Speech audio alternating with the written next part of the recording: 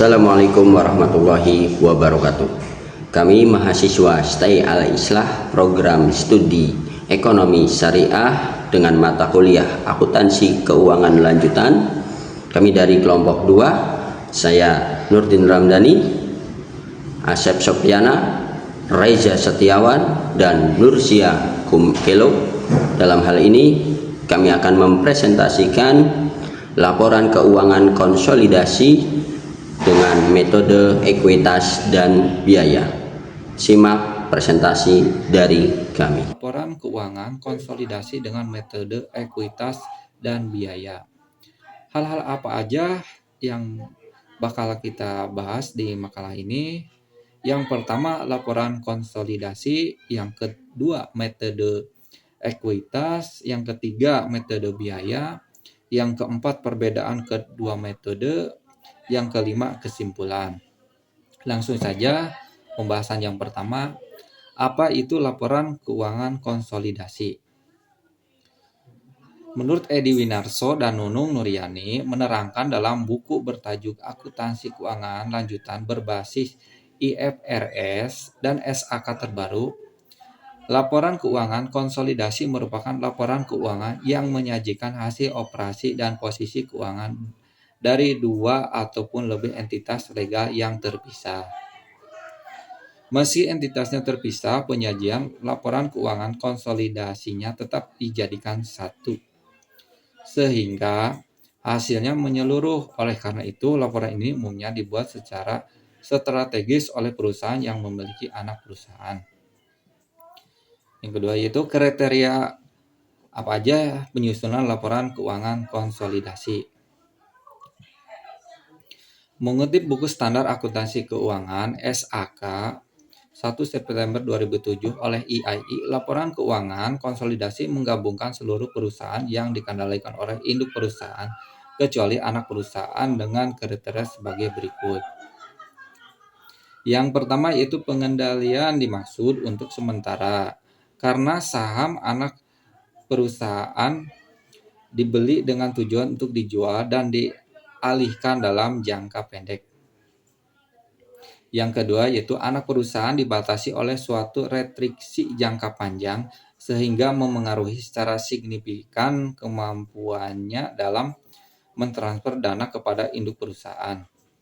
Yang ketiga yaitu anak perusahaan yang dikonsolidasikan tersebut harus dipertanggungjawabkan oleh induk perusahaan sebagaimana anak perusahaan lainnya sesuai dengan PSAK nomor 13 tahun 1994 tentang akuntansi untuk investasi. Yang keempat yaitu pengendalian kontrol dianggap ada apabila induk perusahaan memiliki baik secara langsung ataupun tidak langsung melalui anak perusahaan lebih dari 50% hak suara pada suatu perusahaan. Selanjutnya yaitu prosedur penyusunan laporan konsolidasi. Prosedur penyusunan laporan keuangan konsolidasi diatur dalam PSAK nomor 65 tentang laporan keuangan konsolidasi sebagai berikut. Yang pertama, menghapus atau mengeliminasi jumlah tercatat investasi entitas induk di setiap entitas anak dan bagian entitas induk pada ekuitas entitas anak.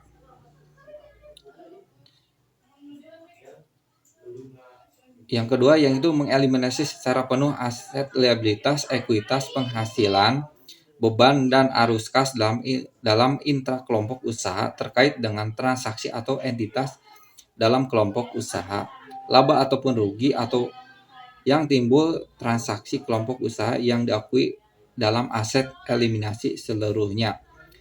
Pajak penghasilan ditetapkan untuk perbedaan temporer sebagai akibat penghapusan laba dan rugi yang timbul dari transaksi dalam kelompok usaha. Yang ketiga yaitu menggabungkan aset liabilitas, ekuitas, penghasilan, beban, dan arus kas sejenis dari entitas induk dengan entitas anaknya. Yang ketiga menentukan kepentingan non-pengendali atas laba ataupun rugi entitas anak yang dikonsolidasikan selama periode pelaporan.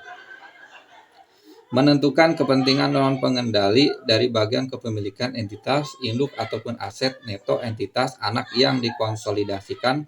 Kepentingan non pengendali atas aset neto terdiri dari jumlah kepentingan non pengendali pada tanggal kombinasi awal, selanjutnya yaitu bagian kepentingan non pengendali atas perubahan ekuitas sejak tanggal kombinasi tersebut.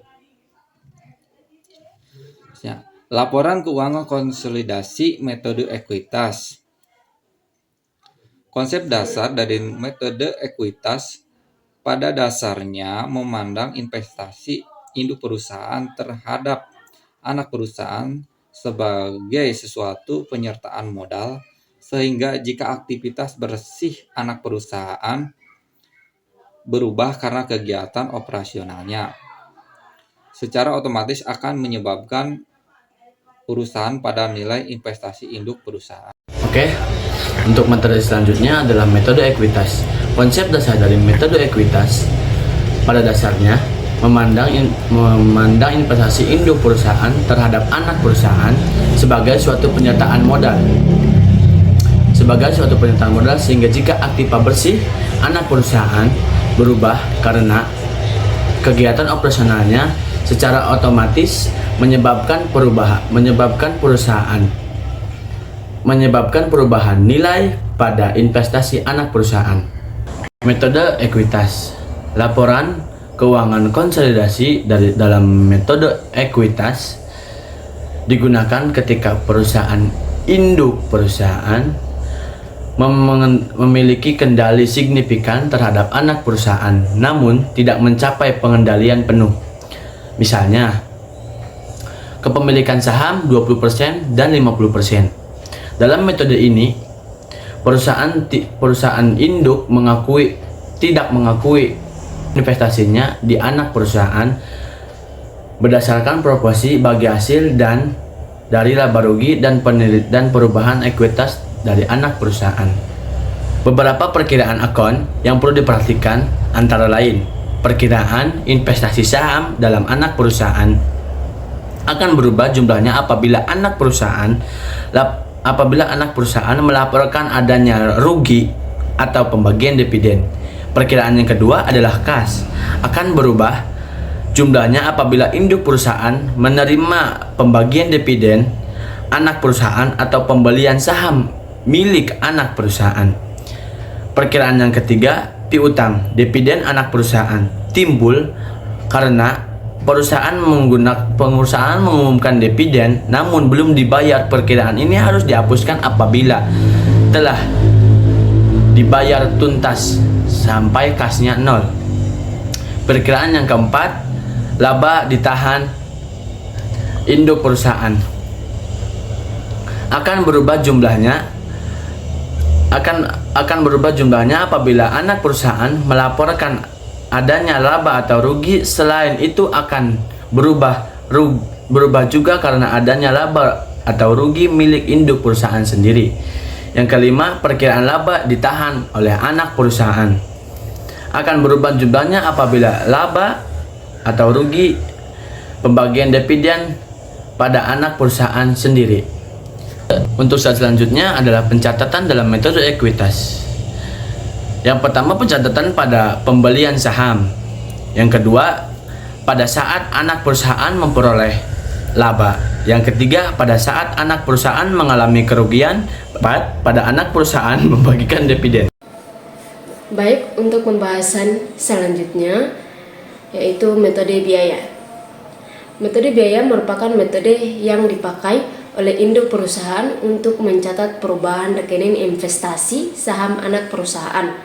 Dalam metode ini, rekening investasi saham anak perusahaan tidak akan disesuaikan dengan perubahan hak induk perusahaan pada anak perusahaan.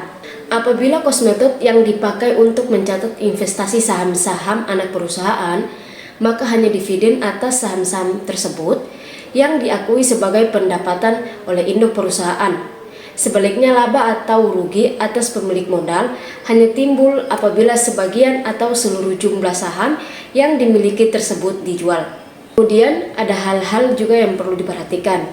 Yang pertama, perkiraan investasi saham pada anak perusahaan tidak mengalami perubahan jumlahnya. Perubahan modal anak perusahaan akibat adanya laba, rugi, atau pembagian dividen tidak mempengaruhi perkiraan investasi saham pada anak perusahaan. Atau induk perusahaan tidak menyesuaikan perkiraan investasinya. Yang kedua, laba atau rugi dari anak perusahaan baru diakui oleh induk perusahaan sebesar persentase kepemilikannya pada saat akan disusun neraca konsolidasi melalui perkiraan laba yang ditahan untuk induk perusahaan. Ketiga yaitu penghapusan terhadap perkiraan modal saham, ejio saham, dan related earning anak perusahaan hanya didasarkan pada jumlah awal atau saldo awal tahun atau saldo awal pada saat kepemilikan. Kemudian yang keempat yaitu nilai investasi harus selalu tetap karena akan ditampakkan dalam neraca sebesar harga perolehannya saja. Kemudian yang kelima, metode cost berdasarkan pada asumsi bahwa investasi induk terhadap anak perusahaan merupakan bagian dari aktiva. Kemudian yang keenam yaitu perubahan nilai aktiva bersih anak perusahaan sebagai konsekuensi dari kegiatan operasionalnya tidak akan mempengaruhi besarnya nilai investasi tersebut. Kemudian yang selanjutnya ada pencatatan dengan metode biaya. Yang pertama, pada saat pembelian saham. Kemudian yang kedua, pada saat anak perusahaan memperoleh laba atau rugi. Yang ketiga, pada saat anak perusahaan mengumumkan dividen. Dan yang keempat, pada saat anak perusahaan membagi dividen. Dalam presentasi tadi dapat disimpulkan bahwa pemilihan antara metode ekuitas dan metode biaya sangat bergantung pada tingkat kepemilikan dan pengendalian yang dimiliki oleh perusahaan induk terhadap perusahaan yang diinvestasikan.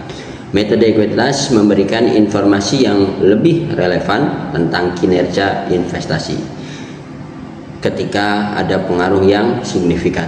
Sedangkan metode biaya lebih sederhana namun kurang mencerminkan kinerja aktual dari perusahaan anak.